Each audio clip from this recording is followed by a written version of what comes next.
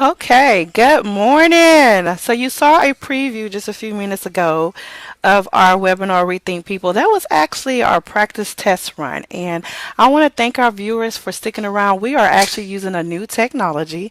We're using the power of YouTube Live. And I still think it's a relatively new and emerging technology. Another great way to provide a webinar to your workforce. I want to say good morning to everyone who's online with us. So I see Allison. Awesome. Good morning. Please go ahead and let us know who you are and what organization you represent. We're going to go ahead and get started.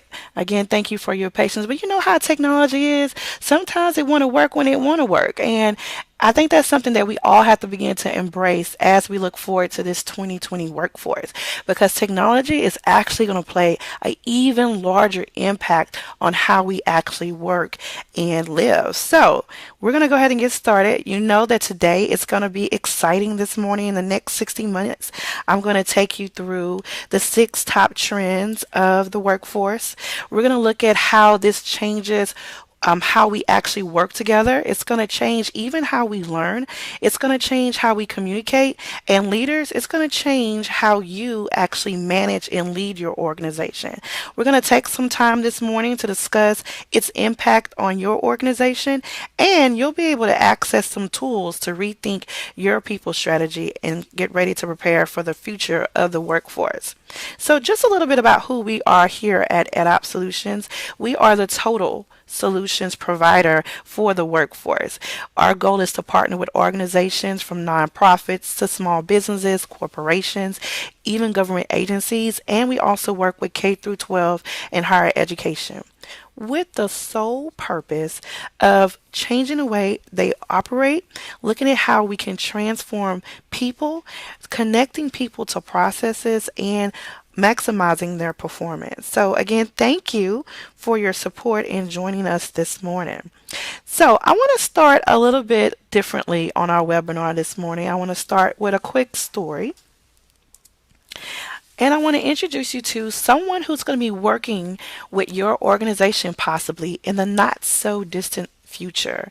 This is VJ. VJ is currently or is located in India, and the setting is the year 2020. VJ starts his day early before the pre-monsoon heat. He descends on the central Indian city where he lives. Now, VJ lives with his family, and they're in this flat. Just imagine a flat home, not a two-story, just a small home where he actually shares his home with 3 different generations. He lives in this house. For breakfast, VJ, he makes him some chai. He heats a package of lentil burrito and he puts it in a micro tandoor. In India, where he lives, there's not a microwave, which we're accustomed to in the United States. Now, he puts in this burrito. His mother, who is a traditionalist, looks at him and says, "You could get a better breakfast than that." Well, he's got to get something to eat quick because he's got to get ready to start his day. It's the year 2020. He's just 23 years old, and he's a recent hire at a global based consumer goods company.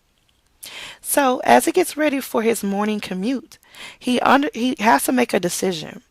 Does he commute about 30 minutes to an hour away to go to the corporate headquarters, or does he work at a local virtual, what they call digicenter? So he grabs his smartphone. He checks a few messages from his cell phone. He notices that he has some text messages. He has a voicemail that he has to check. He has a video email that came in from a coworker, and he has an email from a coworker that lives in Singapore that was automatically translated from Malay into English. Now VJ smiles. He's updated on what he has to do when he gets to work. He gets on his bike. He drives down the bicycle down the block for about 5 minutes. He walks into a digicenter. You have to imagine this. This is like a Starbucks on steroids, this digicenter. It has access to computer technology. It has Skype rooms available for him to use. He's actually able to work in this digicenter and go to work. He's all by himself. He opens up his laptop. He connects to his Skype for his first 9 a.m. virtual meeting. He begins to pull up his live chat stream so he can see how his coworkers are doing. He sends a quick email to his boss and let him know that his status on the project. He opens up his software tool for his project status and uploads his project documentation and budget. All from the matter of his fingertips, VJ is going to work. He is making communications and talking to people from Singapore to the US. He is interacting with his coworkers through the live chat stream that lets him know that it was someone's birthday just today.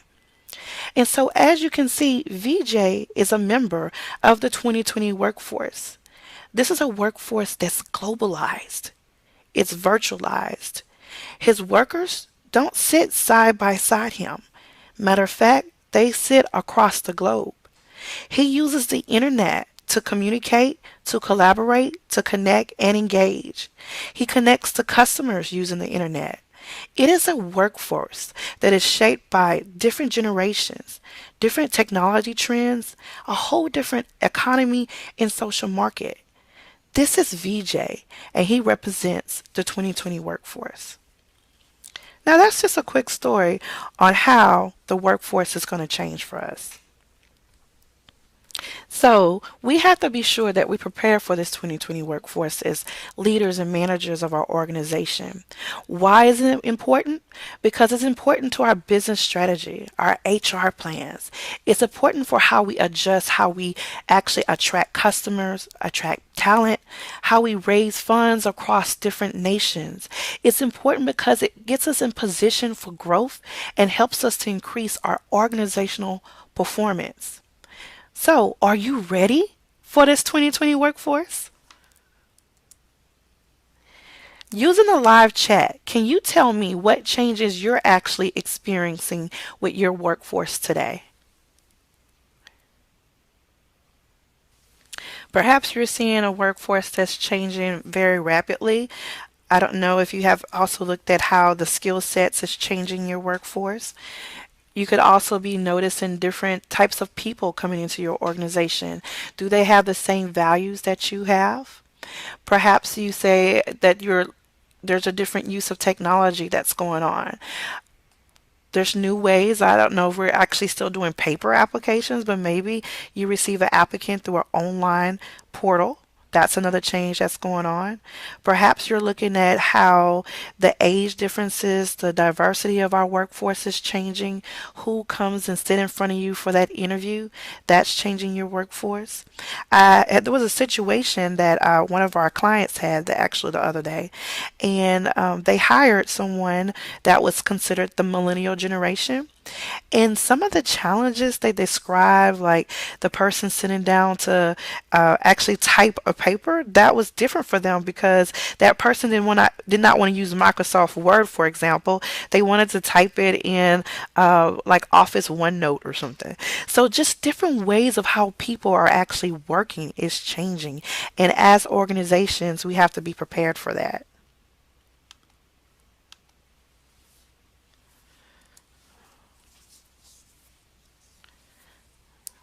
So let's get started and look at the first trend.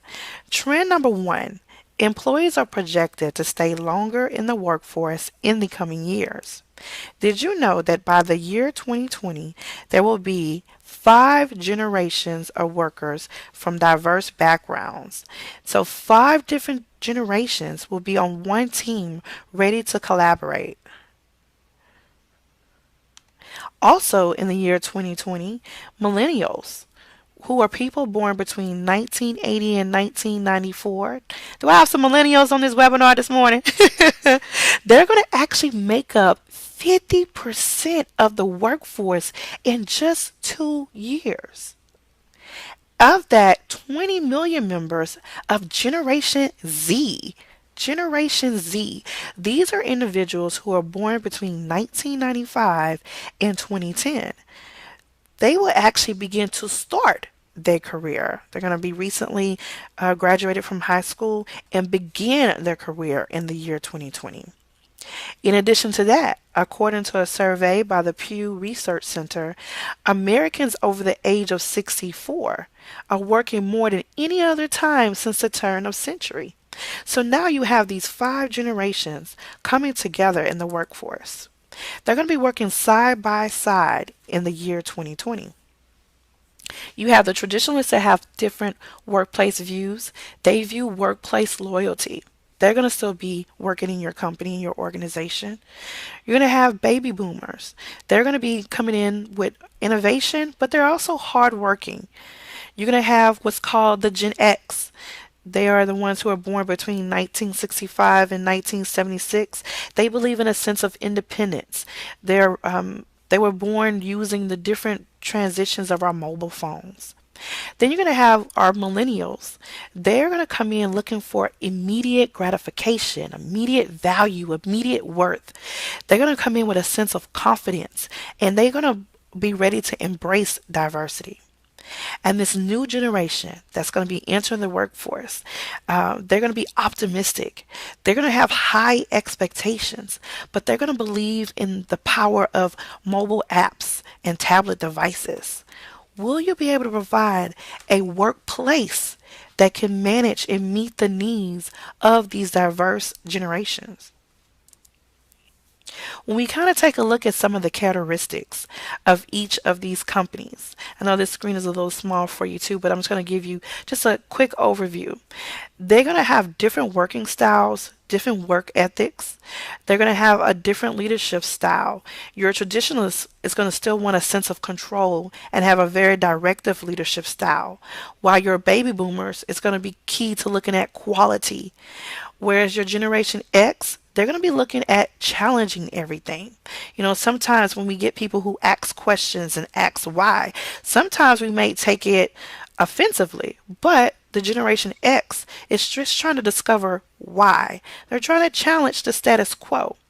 Now, we don't know what's going to happen with the new generation that's going to come in. So when we look at trend number 2, that talks about the half of the nation's children are expected to be a part of a minority race. It looks like how we will not have a single racial or ethnic majority. Even looking at how our religious preferences are going to change in the year 2020. That means that organizations have to develop what's called a cultural competence. You have to be able to look at having a clear defined set of values and principles. Your organization must have or train people to demonstrate the behaviors, the attitudes, the policies, the structures and practices that will enable them to work effectively across culture. So this impact is not just going to have an impact on how you hire people or who you're going to attract, but it's going to have an impact on how you actually engage and retain people. So you have to take a look at where your organization is when it comes to diversity and inclusion in your culture. Do you have an organization that's singular, largely homogeneous, with a limited amount of diversity currently? Do you have an organization that's just compliance based, where your numbers are based on reaching affirmative action goals? Do you have a culture that's embracing of diversity, where you have and you appreciate employees who represent both traditional and invisible diversity? Or are you trying to build an organization that's collaborative, where you truly understand the value of diverse workforce and you've begun to engage diverse employees in talent and business initiatives? The ultimate level of inclusion is that inclusive organization of culture, which leverages the diverse backgrounds of individuals to drive value in business results. Employees feel involved, respected, valued, and connected. So as we look at this 2020 workforce, it's important that organizations move from either singular or compliance based to one that's moving towards collaborative and inclusiveness in order to adopt that set of values broader than it was today. So, kind of ask yourself right now, or you can even use the live chat button to respond. What challenges and benefits do you see from a multi-generational, culturally diverse workforce? There are challenges that we have to face as leaders and managers with these people from different generations, 5 generations working side by side. But there's so many tremendous benefits that's going to impact how we do business. A rich culture brings in diverse attitudes, diverse thoughts and perspectives. It can push us to change how we innovate, how we actually provide services to our customers. And it's important that we understand that it's a powerful impact that's going to shape our workforce in just 2 years. Now, the third trend is that the 2020 workforce will be increasingly flexible and companies are actually still unprepared. Did you know that 40% of the average company's total workforce will be contingent workers? When I say contingent workers, I mean people that may be working part time. These are people who work virtually. Maybe they're consultants or independent contractors that work for your organization. Imagine your workforce where 40% are contingent workers. Put on top of that, 43% of our U.S. workforce will be driven by the gig economy in the year 2020. The gig economy are people who do believe in freelancing. They may actually be working for multiple organizations at one time. And so they're not as committed to your organization initially. It's going to be up to you to ensure that they're engaged. So, based on this, 42% of the executives says this approach, this blended workforce approach, is drastically affecting their overall workforce strategy. When we look at that, you're going to have your hourly workers, okay, that's going to probably represent still maybe anywhere from 50 to 60%, but you're augmenting your full-time hourly workers with temp workforce. Maybe you're augmenting them with retirees that's returning back and now they're contingent. You're augmenting your workers with ongoing contract and consultant employees. And maybe employees that used to work for you a long time ago, they come back, but maybe on a part-time basis. These different dynamics changes the way you hire and it changes the way you actually engage your workforce. So you have to be ready in the year 2020 to welcome what we call a blended workforce. So when we look at trend number 4, this is where globalization and virtual workplaces will play an increasingly role in the changing landscape. Basically, when, where, and how people work will change. And telecommuting has grown 103% in the US. Also, it's estimated that 50% of people will work remotely by 2020. So we have people basically coming in and out of your workforce. They might be looking for just a part-time. They may be looking for project work with a specified start and end date. They may be consultants or contractors. And they're global. They might not even be working side by side. Can your organization handle these dynamics? The changing way of how we work, the changing needs of people, because each one of those types of people bring a different need to the table. It's going to make your changes in talent more fluid. You're going to see the flow in and out of talent, right? And it's up to the leaders to be able to capture that talent, to engage that talent, to also have that talent be committed. You have to ask yourself, how can I make a part-time worker be just as committed as a full-time worker? How can I make an independent contractor or freelancer retain in my company just as long as a full-time worker? And so there are some challenges with the blended workforce. But more and more research is showing us that people who work remotely, contingent workers, they actually have an increased worker productivity. The fact is, they're not in the day-to-day environment. So they're not next to the water cooler. They're not involved in the gossip or the playing sometimes that may be in our organizations. They're at home working remotely. So they're able to kind of set up their flow of the schedule how they need to. They're able to actually increase their employee efficiency because they can now plan and do how they want to, kind of in their own independent way.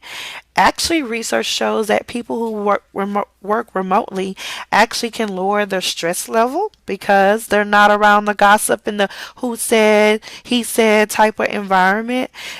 These people actually can be retained because they actually can, you can see reduced employee turnover from people who work remotely.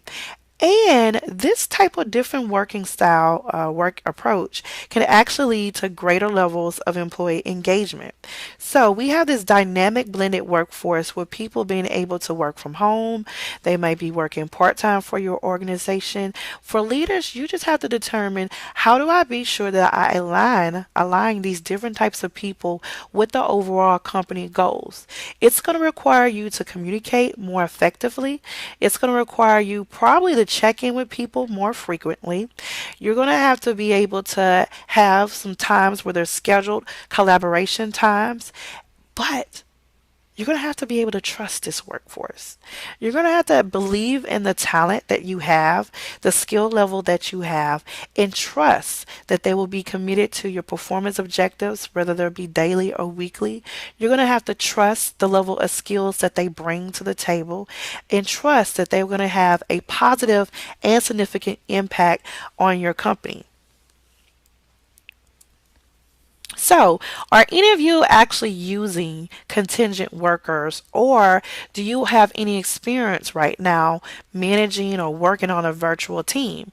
You can use the live chat button box right now to put in your input.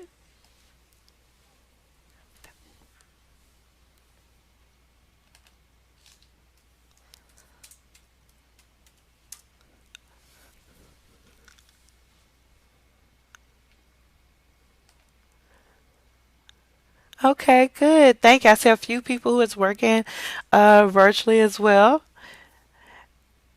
In what ways are you engaged as a worker on a virtual team?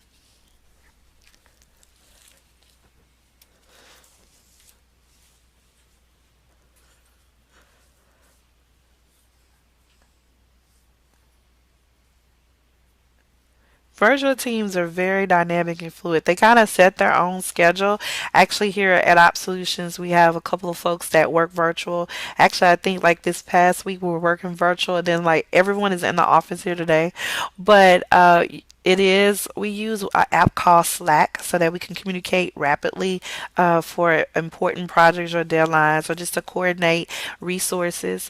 We're always using, of course, email communications as our primary method, but it has allowed us to have what we call that work-life balance, because you don't have to be here at 9 a.m. or at the office then. You don't have to incur the expense of gas for your travel. And so it allows them to be at home as well to work. So there's tremendous impact. I think it's changing the overall satisfaction, not just with our work, but with our life.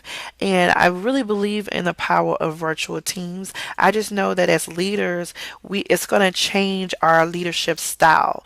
No longer will you be able to, I think we're comforted by the fact sometimes that you can walk down a hallway and grab someone or talk to someone, but now you have to do it virtually. So you may have to schedule a Skype video chat right quick.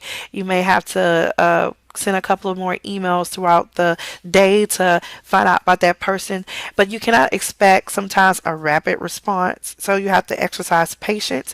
So even our leadership style as leaders have to adjust as we manage and lead virtual teams.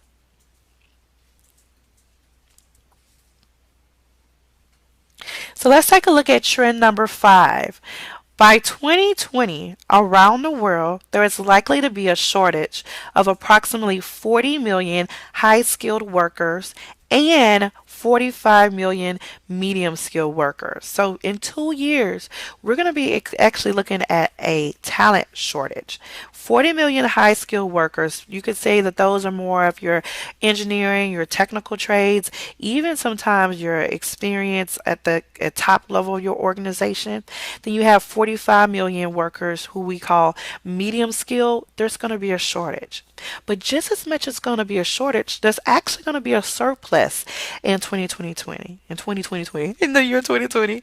And then actually that's going to be a surplus of 95 million low skilled workers. So why I'm going to have a shortage of my high skill and my medium skill, there's going to be so many people that's going to be available that's low skill. So organizations, how are you prepared to work with that, to hire that?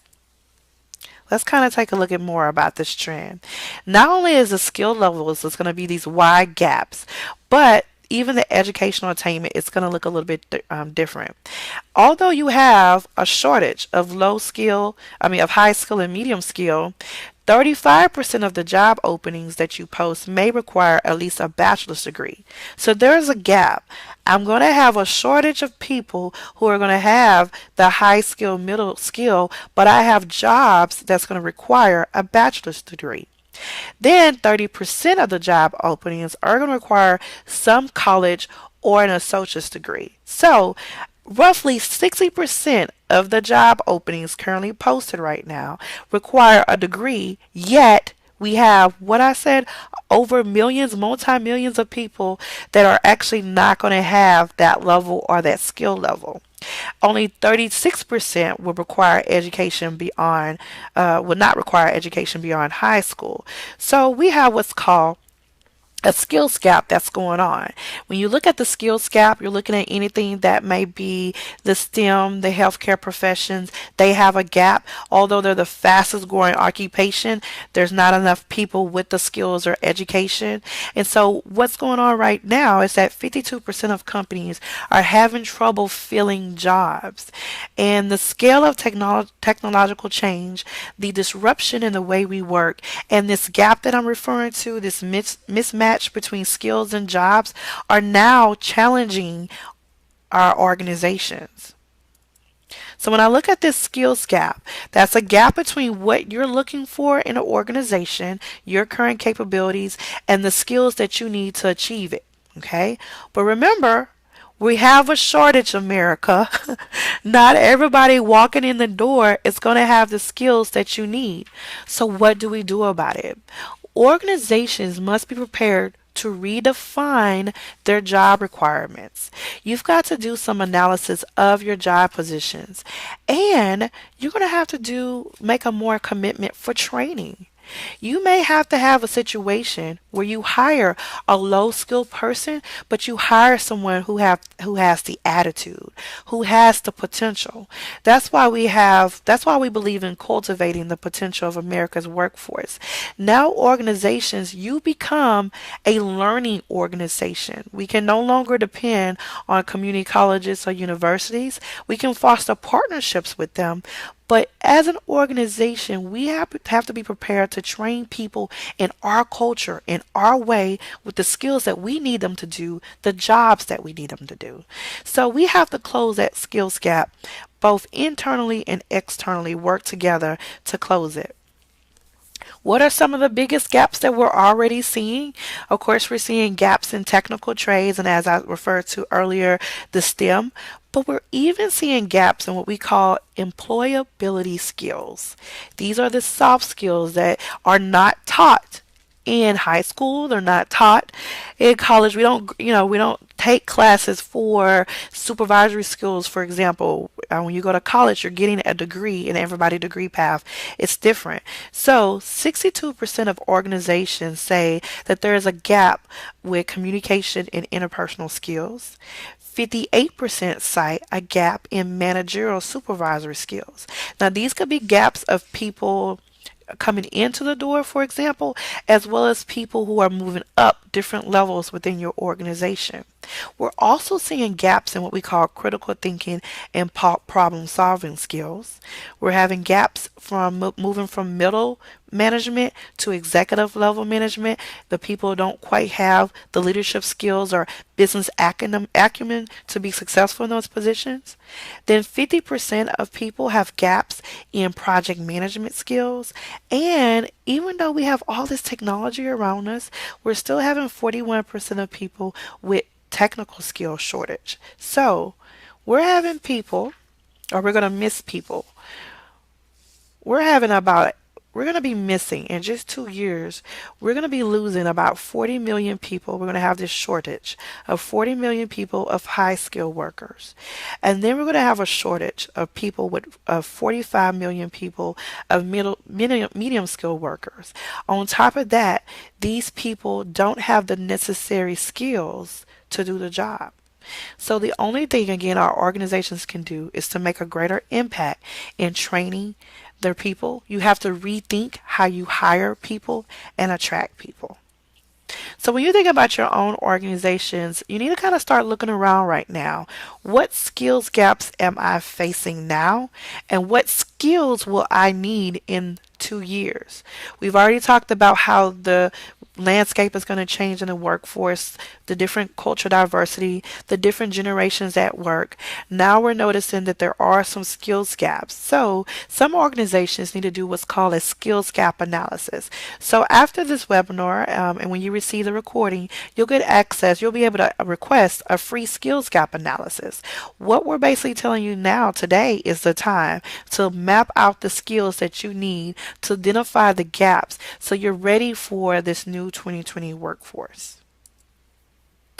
And now, when we get ready to look at our last trend for this morning, trend number 6, by 2020, innovative competitors are making gains in remote, mobile, and virtual devices.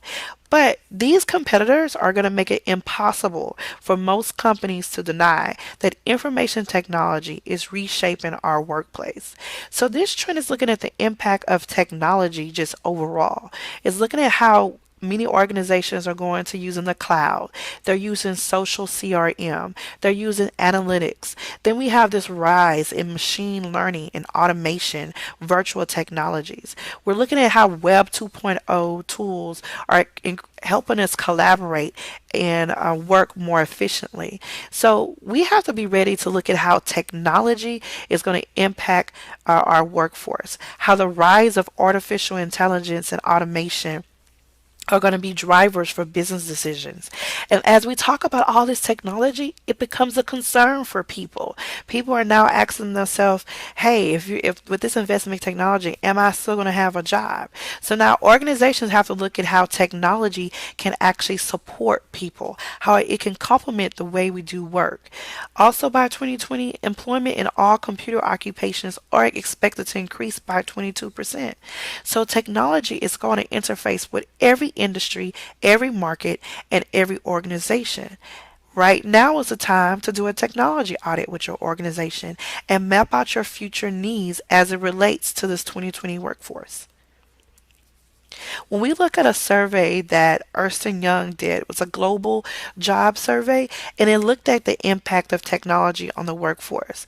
One of the main things I just want to point out to you, if you look at the graph, at that number that's sitting out there that hits the 60 bar line, it says that technology is making the existing workforce more mobile. Technology is also improving the ability to source global talent. So we have to look at our current recruitment efforts. Are we hiring people who live around us? Are you just hiring just local Houston community? Or are you looking to reach people around the world? Okay, technology can help us with that. Technology is also helping us improve our cost competitiveness, and now we can also use technology to address those skill shortages. Because do we have to look at the US workforce? We can look at people from all around the world. Technology can also help us train our people. Remember, hey, you may have to hire someone because there's going to be a surplus of 90 million people with low skills. We could use the power of e-learning, online classes, webinars such as this to train people. And technology is going to drive the need for a more specialized workforce. So we can clearly see that technology is going to have a significant impact on our workforce. Now, I wanted to just let you know this is a great technology that you can learn. If you go over to Deloitte, they have what's called Meet Your Future Workforce. It gives you like this view into augmentation and augmented reality. It's going to take you through different worlds that you can see, different organizations, and give you like an immersive experience in augmented reality, letting you know how the workforce is going to shape. So I would definitely check that out when you have some time. So, in conclusion, I want to again thank each of you for staying aboard as our technology has impacted your viewing experience. But we look forward to you understanding more about the 2020 workforce. We have different trends that is affecting us from how our people are going to look, our diversity is going to change, and that's going to change the values that you bring in. The people are going to come from different places and different worlds. Think about VJ in India, but how he's using technology to communicate. There's going to be different generations at work, all with their different set of values and views. You're going to have to manage virtual teams, contingent workers, freelancers, the blended workforce. All of this is going to be changing pretty soon. Then you're going to have to be ready to address the needs, the skill shortage needs, and take a chance on the low skilled labor force in order to adapt to this new 2020 workforce. So no longer will we be able to go from a siloed type of work where training is as needed or when we want to do it.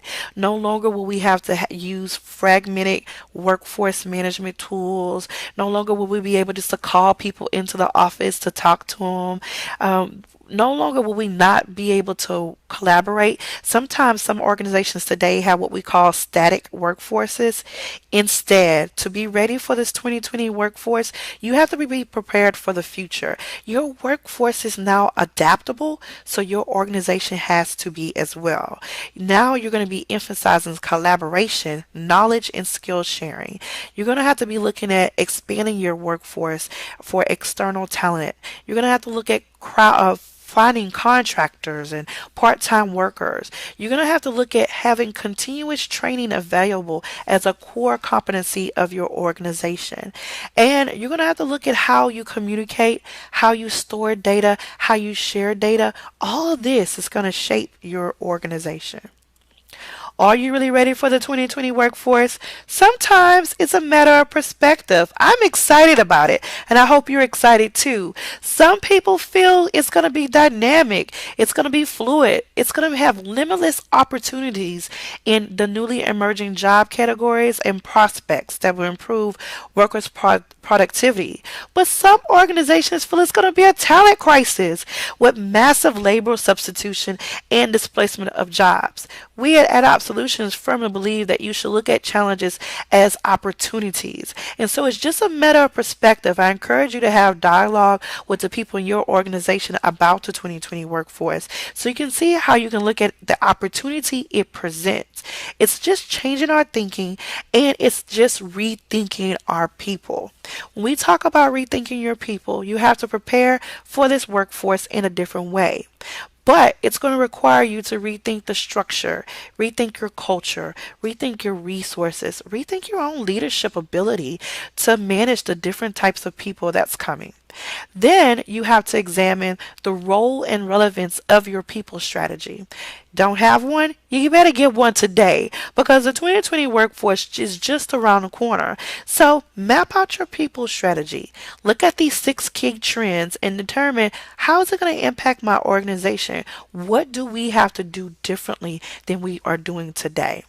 Also, your leadership ability is going to have to change. You have to not look at what you did 20 years ago or over your year experience or 30 years. Leadership is evolving. Consider e-leadership as a new style to be adaptable to this workforce. You have to understand the wants and needs of these different people that we play. And some of the way that you actually develop talent has to also change. So we're not going to let you walk away by yourself. We told you right quick the 6 workforce trends that are impacting and shaping the 2020 workforce. And so we're prepared to provide you with a few solutions and tools.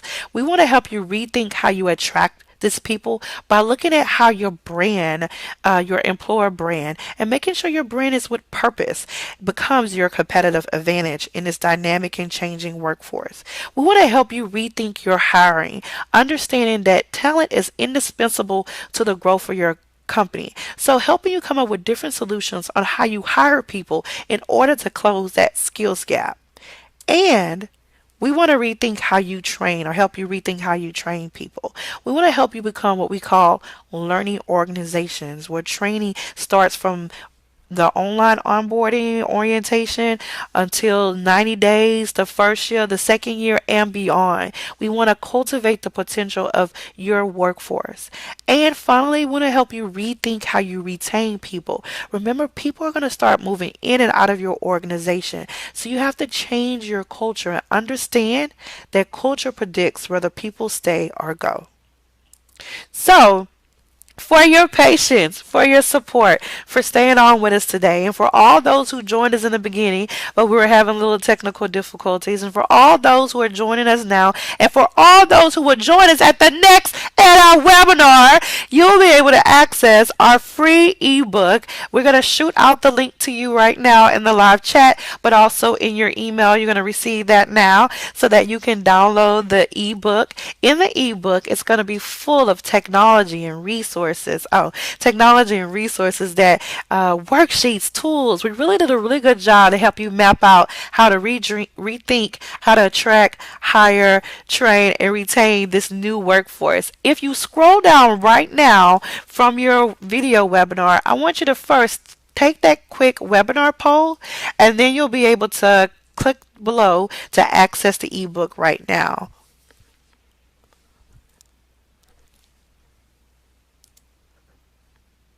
And as a final note, I want to leave you with two quotes that I found that I thought summarizes understanding the 2020 workforce.